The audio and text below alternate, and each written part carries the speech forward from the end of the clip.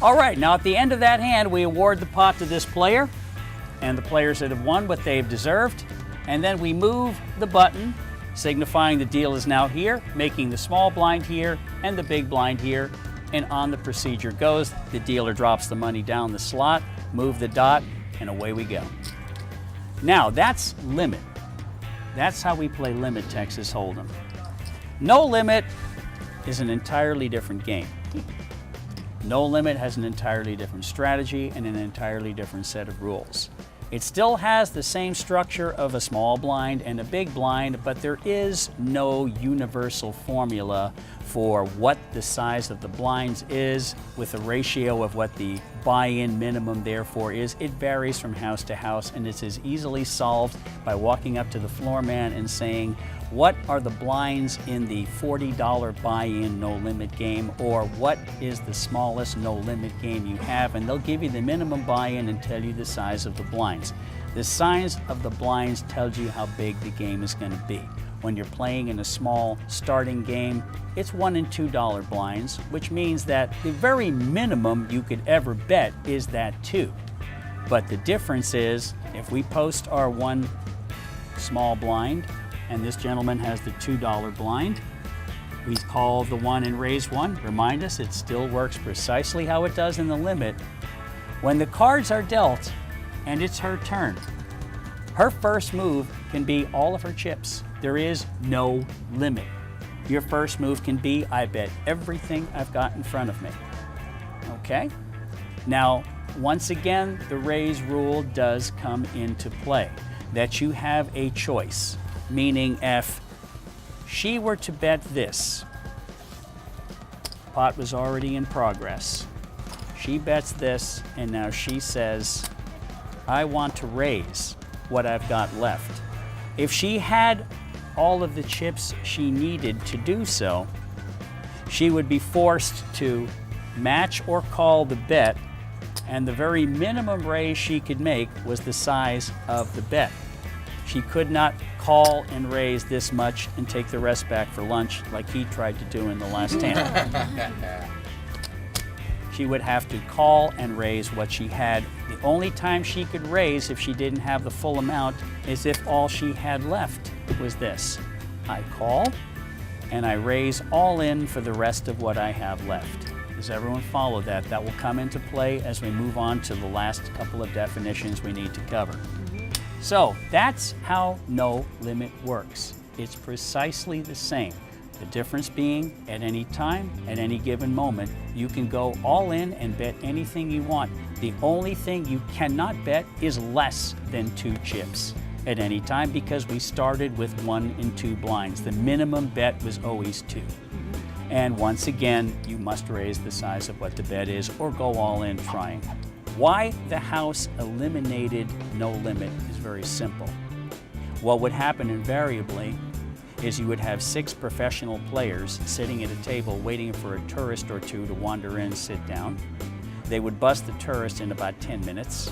The tourist who was going to blow $14,000 in the pit playing blackjack now lost $14,000 to a bunch of poker bums in 10 hands. $14 went down the drop slot and the game broke up.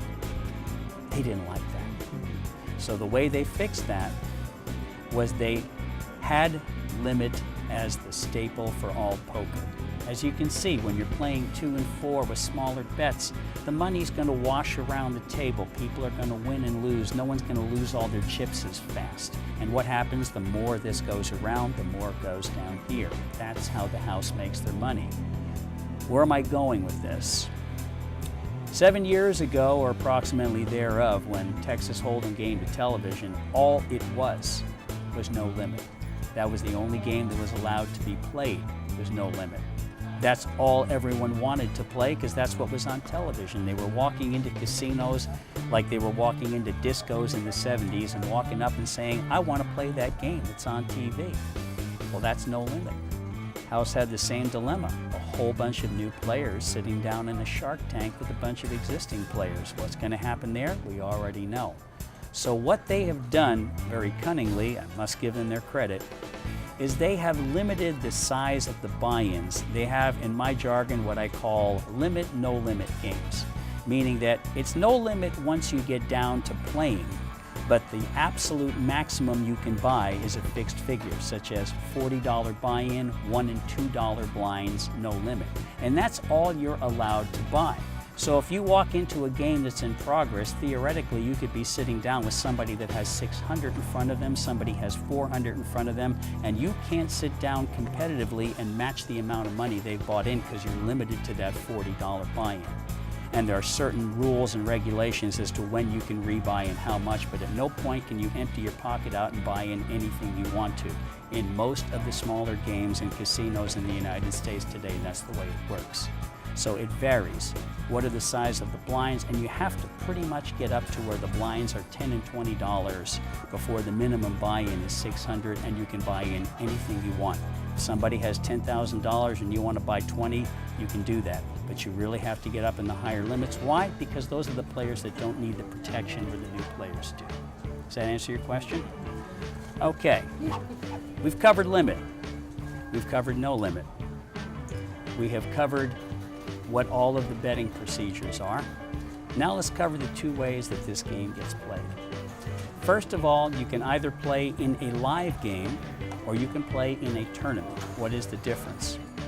We all said right now, instead of playing for fun and giggles as we have been, let's play a real poker game for real money. And we're going to play 2 and 4 limit Texas Hold'em. What's the least anybody could buy?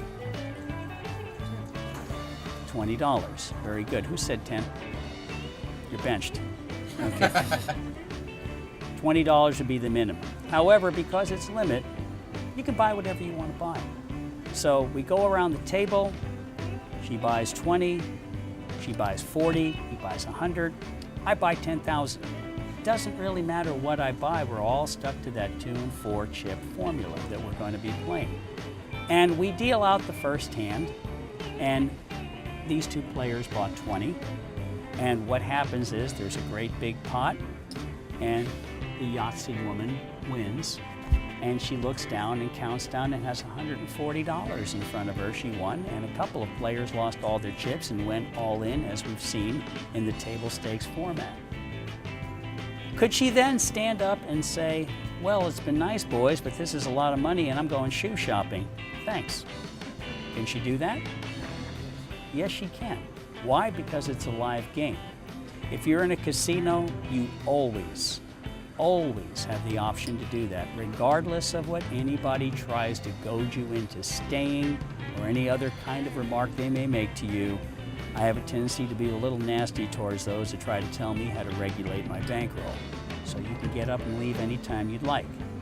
However, if you are at a private game and you'd like to be invited back, I wouldn't recommend getting up and leaving on the first hand as she just did. At the same time, what would also happen is the two players that lost their buy-in, now they're a little angry. They'd like to play a while. They just got interested in the game. Can they say, I want to keep going? Can I buy some more chips? Absolutely. Sure they can. It's a live game. And that game will continue until you know when? Because I don't. That game will continue until we all get tired of playing, until you get down to where everyone either gets up and leaves at one time or whittles on down to the last two players and one of them finally has enough. Poker is the only game I know of in cards that really is an actively fun game to play with just two players.